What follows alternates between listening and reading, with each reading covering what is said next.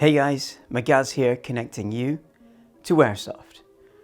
Grenades in Airsoft are a fundamental tool for quickly, safely and effectively clearing buildings and rooms.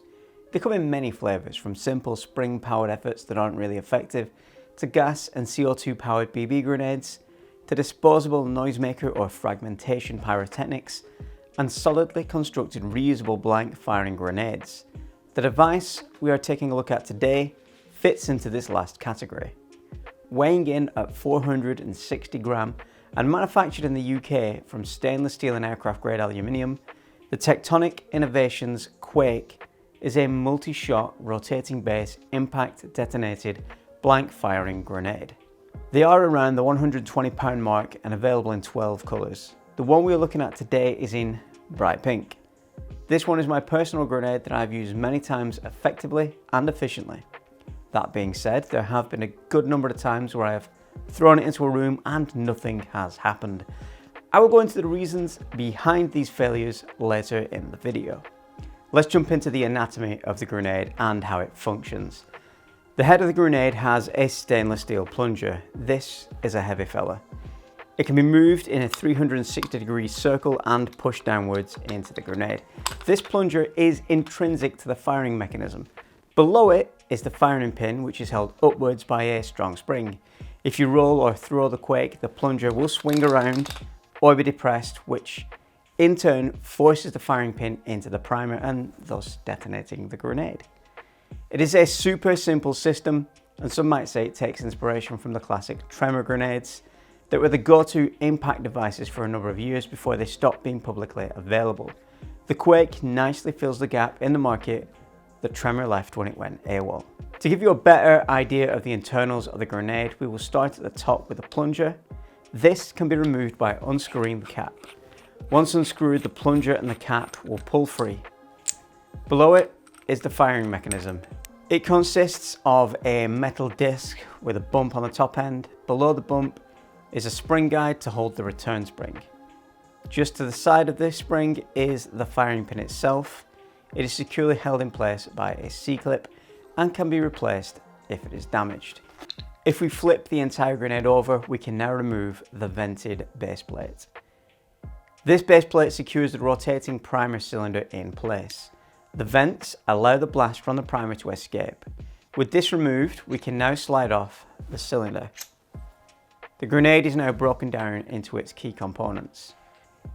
Inside the cylinder, you will see 8 holes. 7 of these are chambers for primers.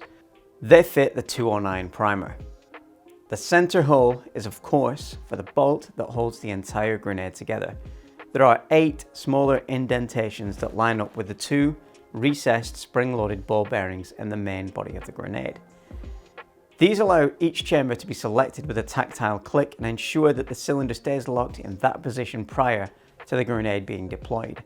These bearings can be replaced by removing the grub screws inside the body of the grenade.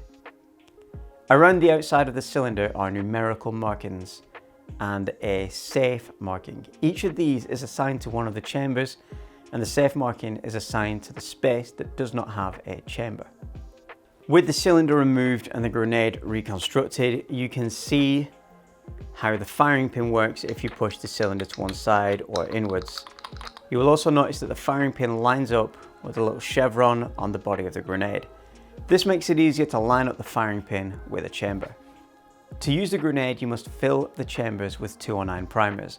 These are readily available from most airsoft retailers. They are priced around the £10 for 100 primers mark, and it makes every detonation cost effective. With the chambers filled, line up the cylinder with the bolt and make sure the safe marking is in line with the chevron. Replace the end cap and screw it into place. This will hold everything together. To deploy the grenade, rotate the cylinder to the number 1 position or the next chamber with a live primer available and throw or roll into the target room. When the Quake hits a hard surface, it will emit a loud bang and a little flash. Once you have retrieved your grenade, it is advisable to leave the cylinder on the chamber you have just used. This is now effectively a second safe spot. The reason being is if you return it to safe in the heat of the moment, you may forget which chamber is the next live one and deploy the grenade on a dud chamber. This is one of the ways I have managed to throw my Quake into a room with no effect. The other two ways are also relatively simple. The first is the base plate was not secured properly. This meant the cylinder had a gap between its upper surface and the main body. This means the firing pin can't quite reach the primer, either resulting in a light strike or no detonation at all. To remedy this, before deploying the grenade, a quick check of the base plate will make sure it is in the correct position and the cylinder is seated correctly. The other failure to detonate issue comes from the top cap not being screwed in all the way. If this comes loose, the plunger will still wobble around when it impacts with the surface, but it will not be able to push the firing pin down. Again, ensuring the end cap is secured tightly before use will remedy this. It is probably more ideal to do these checks before entering the game area.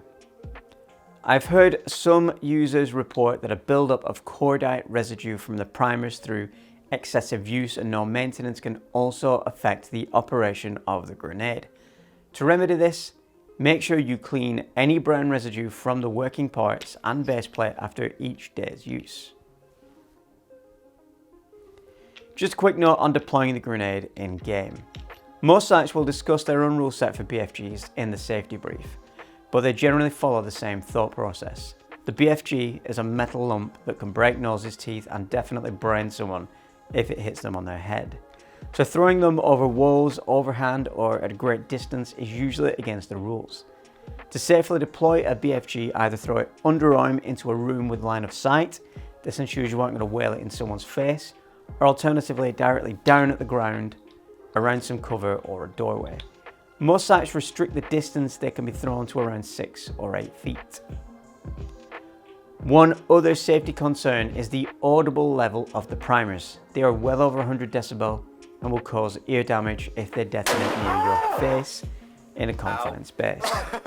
If you're playing CQB, it is advised to wear ear protection to reduce the damage the grenade will cause. Safety rules out of the way, let's take a look at how the Quake performs in controlled tests onto hard and soft surfaces, and also in a game environment. We're dropping it here onto hard ground. As long as the primer is live and the end caps are tight, it detonates every time.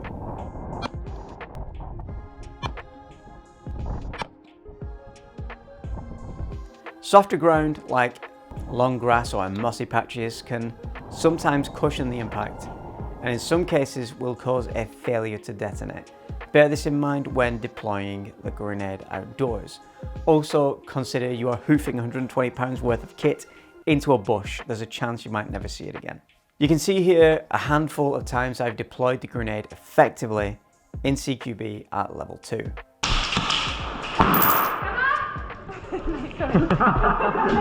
for 1, bro.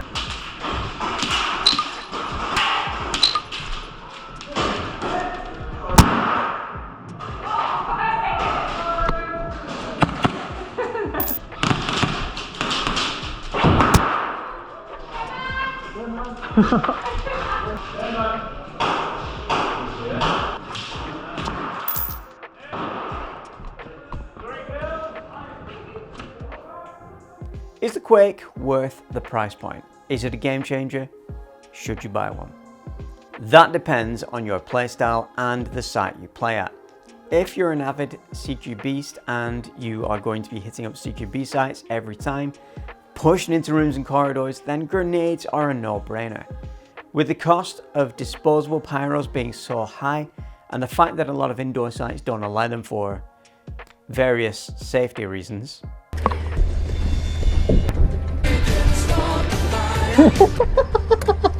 a reusable pyro is a great alternative.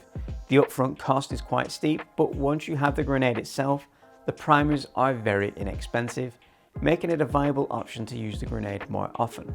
Both the Quake and the Dynatec's Dominator impact grenades are staple pieces of kit that I take to every game. They are a solid, useful tool that can change the direction of a game in a second. If you have the spare cash and want to improve your chances of dominating the field, a Quake should definitely be on your shopping list. These are available from Tectonic Innovations themselves or from most airsoft retailers. I actually won this one in a competition set by Extreme Airsoft, but go and check with your local airsoft retailer to see if they have them in store. Remember, supporting your local retailer and field is key to building a solid local community. If they don't have one in stock, ask and they might be able to order one in for you. If you have any questions about the Quake, drop them down below. Make sure you've primed them before you drop them. If you found this useful, hit the like button. I'd love to hit 69 likes on this video. If you want to support the channel, hit the subscribe button, ring the bell, and consider becoming a patron over at patreon.com/cbnpc, like these awesome people who have helped create content over the years. Thanks for watching. I'm Magaz, and remember kids, the air may be soft, but our balls are hard. Check out this gameplay right here if you are itching for some airsoft content, or take a look at this playlist of the other products I have reviewed.